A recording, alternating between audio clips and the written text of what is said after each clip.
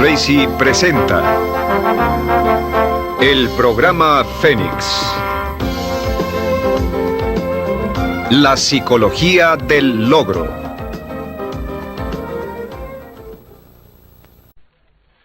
Session 9, Programming Your Mind for Success. Everything you are or ever will be is a result of what is going on inside your mind. This is the most awesome concept that I've ever discovered, that anybody has ever discovered, that you can dramatically change the outer realities of your life by changing your inner attitudes of mind, as William James said. We talked earlier about the various laws, the law of belief, that your beliefs do become your realities, that you actually see the world in terms of what you believe to be true about it. Beliefs create the actual fact. As a man thinketh in his heart, or as a woman thinketh in her heart, so are they. We also know that law of correspondence says that your outer world will always correspond with your inner world. That means that there is something in your inner world that corresponds to everything in your outer world. The great Emmett Fox said this when he talked about the mental equivalent. He said that everything in your outer life has a mental equivalent in your inner life. Anything that you want to see different in your outer life, you must first provide the mental equivalent internally. And the law of attraction says that anything that you keep holding your mind on a continuing basis, you draw to you. That your dominant thoughts set up a force field of energy that draws into your life the people and circumstances that you need. I mention that because of this. Many people say, well, how will I get a better job or a better relationship? How will I find the information I need or get the education and so on? You don't have to worry about it. All you have to do is get it crystal clear in your mind, and you trigger into and get into the flow of these universal mental laws, and everything that you need will be brought to you exactly as you need it, exactly when you need it, and exactly in the form that you need it. Now, we're going to talk in this session. We talked about self-concept before. We said that your self-concept is that bundle of beliefs inside that determines everything that happens to you. Your self-concept is the sum total result of every single piece of information that you've ever taken in about yourself or your world, accepted as true. It becomes part of your self-concept, and your self-concept is the corresponding inner mechanism that determines what happens to you. What does this mean? It means that all change begins with a change in the self-concept. All change begins by you taking in new information that changes your beliefs. Now, beliefs are the hardest of all things to change because we defend them so vigorously. We have to be willing to give up some of our self-limiting beliefs. We have to be willing to look at our beliefs honestly. Remember, we talked about self-knowledge. You have to be willing to look at our beliefs honestly and say, do these beliefs serve me? Is this what I want to be? Is this what I want to do? Is this the best that I can have? And you begin to question your beliefs and change your self-concept by taking in new information that develops a new self-concept. And that brings us to a concept called the psychology of becoming. The psychology of becoming says that each one of us is in a continuous state of growth and change. That your self-concepts and your beliefs are changing all the time. For instance, when you were a child, you believed one set of things about the adult world. When you were a teenager, another. When you were in your early 20s, you believed another. And as we grow and evolve, we change our beliefs and our self-concept. We change our self-image. We change the way we see the world. So we're in this process of becoming all the time. It's going on. It's almost like this. It's like a tumbleweed. Is that you are evolving and changing and growing all the time, but always in the direction of your dominant goals. Always in the direction of what you are thinking about the most intensely at the time. For instance, an alcoholic or a drug addict is also evolving and changing in the direction of his or her dominant goals because that's what they think about all the time. And if you want to evolve and grow rapidly, you have to make those goals clear, you have to make them sharp, you have to make them intense, and you have to dwell on them all the time.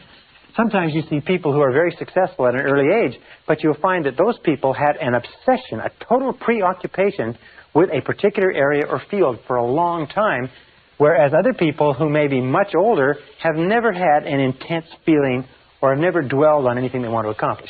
Now, there's two obstacles to this psychology of becoming. Number one is called homeostasis. Now, homeostasis is the desire for consistency. It is a natural desire within the human mind to stay constant with what has happened in the past. If you like, we like to maintain the status quo. These are the people who say that's the way we've always done it, this is the way we do it around here, etc., etc. You must watch out for homeostasis, because what it does is it causes your thinking to become rigid and inflexible. And the other is called psychosclerosis. Psychosclerosis is simply a hardening of the attitudes. A hardening of the attitudes. People with psychosclerosis develop what is called fixed ideas. Fixed ideas lead to rigidity and an unwillingness to change. Both of these lead to getting stuck in the comfort zone. Remember, the natural tendency of all human behavior is for you to start doing something in a certain way and then get stuck in a comfort zone. You get stuck in a comfort zone in a relationship, even if you're not happy, in a job, even if you're not satisfied, with a particular level of income, even if it's not enough. You have to fight the comfort zone, because the comfort zone very soon becomes a rut. And they say that a rut becomes a grave. And the only difference between a rut and a grave is the depth. Or another way that it's been put is that a grave is simply a rut, or a rut is simply a grave with the ends kicked out. So be very alert to that, because the great majority of people in our society tend and evolve naturally to get into a comfort zone, to become very rigid defenders of the status quo, to become very hardened in their attitudes. They get into this comfort zone, they fall into this rut, and even if it would be good for them, they don't change. Now, this leads us to the two great powers that control everything that happens to you. And the first power is the power of love. The power of love is the power that shapes your personality and shapes your destiny. The power of love simply says that everything that we do is either to get love or to compensate for the lack of love. We said earlier that children's entire personality is formed by the quality and quantity of love that they get, and that all adult problems are as the result of love withheld. Love withheld from our parents, and perhaps love withheld from people when we grow up. The other power is the power of suggestion. Now, the power of suggestion works on us all of our lives. The power of suggestion is extremely strong. What it does is it begins working on us almost from the time that we're born, sometimes from before birth, and the power of suggestion shapes us. It means that every single thought you think, everything you hear, everything that you see, touch, taste, or smell, everything that affects you in any way has an effect on your personality. We say it this way. We say everything counts. Everything counts, and especially when you become an adult, remember that everything counts. Now, the average adult in America watches 20 to 25 hours of television every week. The average senior citizen watches about 7 hours of television. Average child watches 3 or 4 hours of television per day. Do you know that the average chief executive officer of major American corporations watches less than 5 hours per week? Now, let me ask you a very simple question. Do you think there's a correlation between the number of hours that a person watches television and how successful they are in life? Do you think that the suggestive influences, books, magazines, tapes, courses, seminars, people, television programs, and so on, that you watch, listen to, read, associate with on an ongoing basis, do you think these suggestive influences are having any effect on your future? Let me just put it this way. Everything does count. And you have to ask yourself this question. I learned this many years ago. Is ask yourself this question: what is it that you want in life? Once you've asked yourself what it is you want in life, then you can look at around your world and you can determine what is right for you and what is wrong for you. What does that mean? It means that everything that moves you toward what you want is right, and everything that moves you away from what you want is wrong, but everything counts. I have a good friend who goes on a diet on a regular basis. And every so often, I catch him eating cheesecake. And sometimes he's eating 2 pieces of cheesecake with lunch. And I say to him, I said, I thought you were on a diet. I said, I thought you only eat fresh fruits and vegetables and natural foods. And he said, sure. He said, well, I said, what about the cheesecake? He said, well, I don't count that. Do you know how many people sit at home and watch television 3 or 4 hours a night, who want to be successful, who read the comic strips and the sports pages, who read junky magazines or nothing at all, listen to the radio, don't do anything with their time or their minds? They say, but I want to be successful. I want to be more successful. I said, well, what about all these things that you're doing to waste your time? They say, well, I don't count that.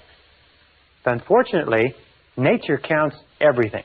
So this brings us to some laws that I want to share with you. The first law is the law of habit. Now, these are also mental laws. The law of habit is very similar to the law of inertia. The law of inertia says that a body at rest tends to remain at rest unless acted upon by an outside force. It also says that a body in motion tends to remain in motion unless acted upon by an outside force. The law of habit says that in the absence of a specific decision on your part to change some aspect of your life, the natural tendency will be to go on the same way indefinitely. As a time management specialist once said, the more you do of what you're doing, the more you'll get of what you've got. So you have to look at what you've got and look at what you're doing and say, is this what you want? You will go on indefinitely in the same direction unless you make a very concrete, specific decision to change. Also, there's another law. It's called the law of emotion. And by the way, before I get into the law of emotion, let me say this, that about 95% of everything that we do is by habit. That the only major difference between successful people and failures is that successful people have success habits and failures have failure habits. You've heard, for example, you've heard the old saying, early to bed and early to rise? They say, makes a man healthy, wealthy, and wise. Well, why is that? Why is it that so many successful people get up early in the morning? It's because they get a jump on the day. It's also because it forces them to go to bed earlier at night so they don't waste the evenings when they're the tiredest and least productive. So you find that over and over again, successful men and women are early to bed and early to rise. They have a success habit. Why is it that people don't go to bed early or don't get up early? Because they're too lazy, they're too undisciplined, they don't have goals that they want badly enough, they do not have success habits. 95% of your success is going to be determined by the type of habits you develop. And if you have good habits, you're going to be successful in spite of anything else. The law of emotion says simply this. It says that every decision that you make is based on emotion. Is that we used to say over and over again that people are 90% emotional and 10% logical. Well, one of the great discoveries that I've made in the course of my research is the discovery that we are 100% emotional, that we're not even 99% emotional. Every single decision we make is an emotional decision. If somebody says, well, it's the logical thing to do, what it simply means is they have more emotion invested in that, even though it sounds logical. The law of emotion says that every decision that we make is emotional. And it says this, it says that stronger emotion will dominate a weaker emotion.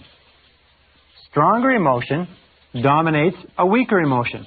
So whichever emotion is stronger will be the dominant emotion and will determine what you do. All action is determined by the emotion that is predominant at the time. And with whatever is the stronger emotion, if it is fear, fear will determine what you do. If it is desire, desire will determine what you do. The two major emotions that wrestle within us all the time are fear versus desire. World Championship goes on over and over again. Your fears that hold you back, your desires that propel you forward. Now, how do you turn this equation so that your desires win? It's very simple. You use the law of concentration. And you think about what you want all the time. You dwell on what you want all the time. You keep your mind fixed on your desires. You become totally preoccupied with what you want. And as we said before, your fears have a tendency to dwindle. But whichever thing you think about, if you think about your fears or you think about your desires, whichever one you think about, by the law of emotion is going to determine your actions, and your actions will determine your outcomes. This brings us to another law, which is called the law of expression. And this law of expression is very interesting. This law of expression goes back many, many years, and it predates even a quote from Aristotle, which says, whatever is impressed is expressed. Whatever is impressed is expressed.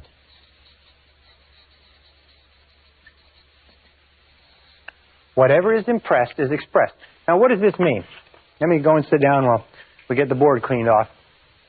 It means simply this, is that whatever is impressed into your psyche for any reason, and from whatever source, whatever is mixed with emotion and dropped into your self-concept, will eventually be expressed as part of your personality, part of your reality. It says, in effect, that you see the world through your self-concept. You actually see your concept of the world. You do not believe what you see what you believe. Whatever has been impressed on your mind as a fact, or as a truth, or as a reality, will then be expressed in your reality or expressed in your world, because that is what you will see. If you believe that a certain type of people are good, then you will see goodness in those people. If you believe that members of a particular political party are fools, then all members of that political party will appear foolish to you, even the wisest and most intelligent. If you believe that there is opportunity everywhere, you will see opportunity everywhere. If you believe that you're in complete control of your own destiny, then you will see indications of that. If you believe that you are a popular, courageous, confident, influential person, then you will act in a manner consistent with it, and you will see it all around you.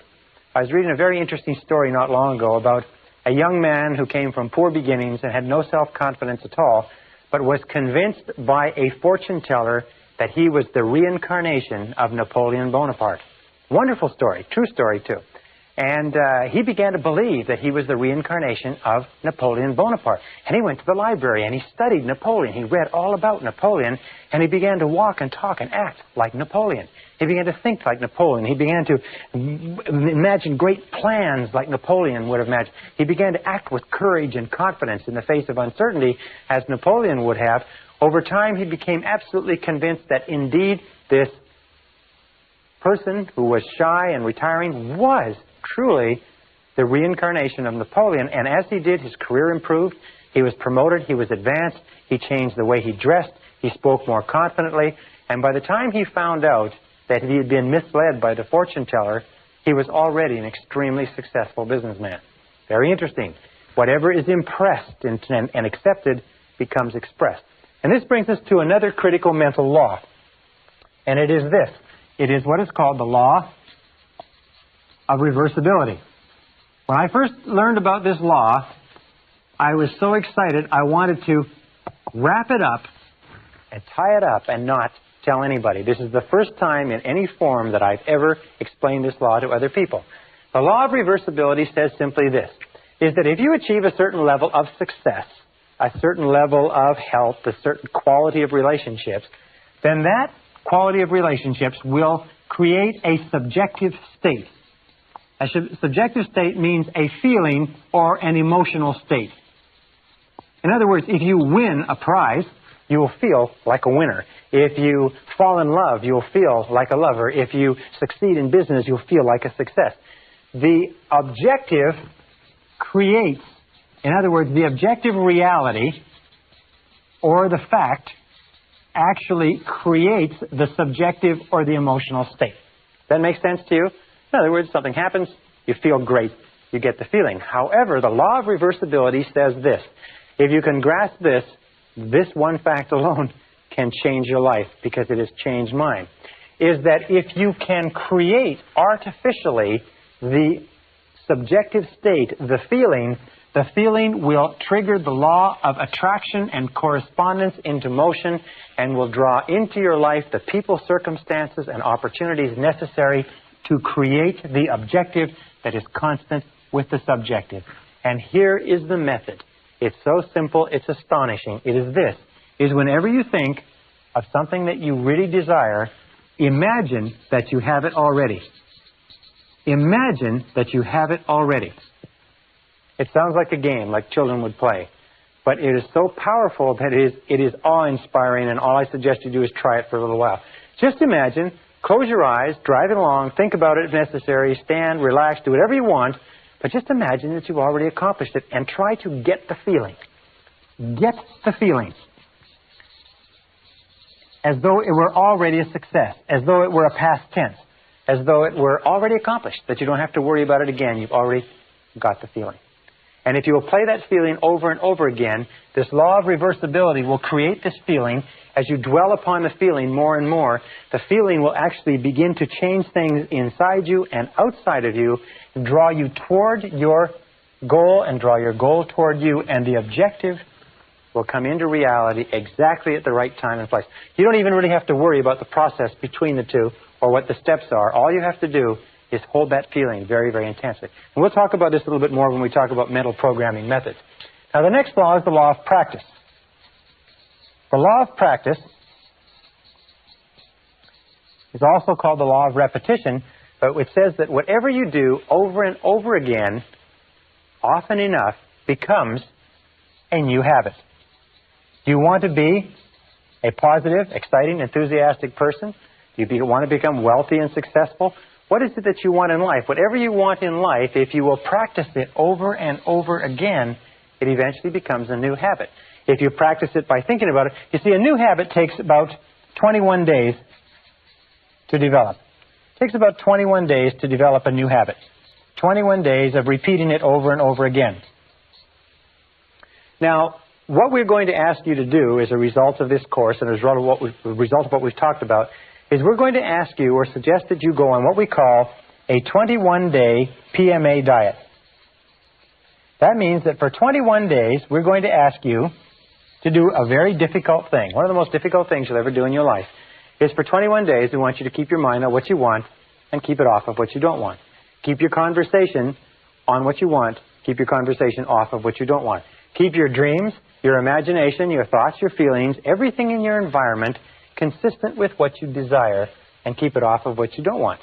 It's very simple. It's not very complicated. It's one of the most difficult things that you'll ever do. Now, why do we pick 21 days? Well, a very good reason. You see, it takes 21 days for a chicken that has a brain the size of a pea to sit patiently, calmly, faithfully on an egg to hatch the egg. Now, we feel that if a chicken with a little brain like that can sit on an egg for 21 days without seeing any change, just in faith, for 21 days it can sit there on that egg, then we could probably ask adults who have brains that are the size of 3 pounds, that have 12 to 20 billion cells, and have the capacity to remember and retain all the knowledge known to man, if their brain could be tapped, we ask them to keep at it for 21 days. If you will go on a positive mental attitude diet for 21 days, keep your mind on it, the goal is to become what we call a purely positive person. A purely positive person. Because we know that if you're a purely positive person, if your conversations, your acts, and your relationships are purely positive, what we call a PPP person, and you practice that for 21 days, you will find that your life will change. That everything around you will change. Your health, your relationships, your work, your opportunities, and everything else. It's simple, but it's not easy. If you can do it, if you can practice it, it will become a new habit. The very law of reversibility, the very law of emotion, the very law of habit that we talked about will actually begin to be changed. Now, what are the 4 things you need in order to make this great change? Number 1 is you need desire. Desire is the starting point of all change. The most important question that you have to ask yourself in life is, how badly do you want what you want? How badly do you want it? Or do you want it at all? You see, there's an awful lot of people who want an awful lot of things. But how badly do they want it? If you want it so badly, if you want it with tremendous intensity of desire, there's really nothing in the world that can stop you from getting it. There's an interesting story was told about Socrates, and Socrates was talking to one of his students, and the student said, "I am hungry for knowledge. What can I do to increase my knowledge?" And Socrates said, knowledge is something that is readily available and easy to get if you want it bad enough. He said, "I'm sure I want it badly enough." And Socrates said, "Come with me." And he walked him offshore into the ocean, and walked him offshore into the Aegean Sea. And they got about 3 or 4 feet, and Socrates, a very, very strong man, grabbed the young man and put his head under the water. And the young man began to struggle and struggle and struggle, and finally became incredibly frantic, and finally brought him up. And he said, "Now, what did you want while you were under the water?" And he said, "All I wanted was air." He said, "All I could think of in the whole world was air." He said, "When you want knowledge with the same intensity that you wanted that oxygen, you will get all the knowledge that you could desire. And when you want anything with great intensity, if you have the desire, you'll get it." Now, the second step is decision. Over and over again, where I travel, I find that the major change in a person's life begins when they make a decision. I also find that the great majority of people are incredibly indecisive, is that they're very reluctant to make decisions to cut off their options. They are very, very reluctant to make a commitment of any kind. And in not making a commitment, they just drift. They unfortunately condemn themselves to living by the law of accident. So the next step is to make a decision, a very clear, unequivocal decision, is that this is what you want and you are willing to pay the price to get it. There's a very interesting little book called The Ultimate Secret by Michael Hernacki, and he said that the key to success, after he's studied many, many successful people, says the key to success is simply this, is be willing to do whatever is necessary. Be willing to do whatever is necessary. Be willing to do whatever is necessary. That means once you've made the decision, be willing to go the extra mile. Be willing to do whatever is necessary. And the interesting thing is that you won't ever have to do everything that's necessary, but you must be willing to do it. And it's that unequivocal decision, that do or die, that complete, total, 100% commitment that makes all the difference in your success. Most people are unwilling to make the commitment. And if they do make the commitment, they hold themselves back. They say, I want it, but I'm not willing to do this, or I won't do that, or I won't move, I won't go back to school, I can't sacrifice this, and so on. I've spoken to many parents, for instance, who have undergone great sacrifices so that the mother can stay home with the young children during their first 3 to 5 years. And people say, well, you're crazy, you need the money, you can't take trips, you don't have enough money to pay bills when you're not one or two people working. They say yes, but our decision is to give our children the finest grounding and the finest emotional basis possible. And we feel that the way to do it is for the mother to be home with the children. So they are willing to make the sacrifices. And of course, everybody has to make their decisions with regard to what sacrifices they want to make. The third is determination. Determination means to back your plan with, if you like, iron willpower. Again, every single study that I've looked at, and I spent, in the course of my lifetime, I've spent almost 30,000 hours studying the subject of personal and corporate success, is that iron willpower is absolutely critical. Determination, the willingness to stick in when the going gets tough, the willingness to persist in the face of adversity. That kind of determination is absolutely critical to developing the new habit patterns of thought that will guarantee your success. And finally, discipline. This is my big favorite. It's usually the only place in this course where I mention this, but discipline is the master key to riches. Discipline is the master key to riches. Discipline, the willingness to do what you know you should do, when you should do it, whether you like it or not, is the critical key to your success. Why is it that people fail in life? It's no miracle. It's no mystery. The reason people fail in life is that they're not willing to do whatever is necessary. They're not willing to pay the price. Half the time, three-quarters of the time, they don't know what they want, and the ones that do know what they want are not capable of disciplining themselves. So the next time you sit there watching the television, next time you drive along listening to the radio instead of listening to an audio cassette program, you have to ask yourself quite honestly, in terms of the wonderful life that you are capable of enjoying, in terms of all the things that you want, is this moving you toward it, or is it moving you away from it? Because the truth of the matter is that everything that does not move you towards your goal moves you away from your goal. That nothing is neutral. That everything counts. That the sands of time are running. The clock, the meter is going right now. A very good friend of mine said, remember, this life is not a rehearsal for anything else. This is the real one. And the question you have to ask yourself is, are you serious about being and having and doing everything that's possible for you? If you'll go on a 21-day mental attitude diet, a PMA diet, if you will keep your thoughts on what you want for 21 days, if you'll practice the law, develop new habits, practice repetition over and over again, practice the law of reversibility, and visualize and imagine yourself as the person you want to be, and practice the law of expression, that whatever is impressed on your mind will be expressed in your reality, you will see dramatic changes start to take place in your life, and sometimes far faster than you can currently imagine. Believe me, I know I have tried and practiced everything that I recommend to you. Thousands of my graduates have done it, and the results they have accomplished have been stupendous. They will be stupendous for you, too, and we'll talk about more of that in the next module.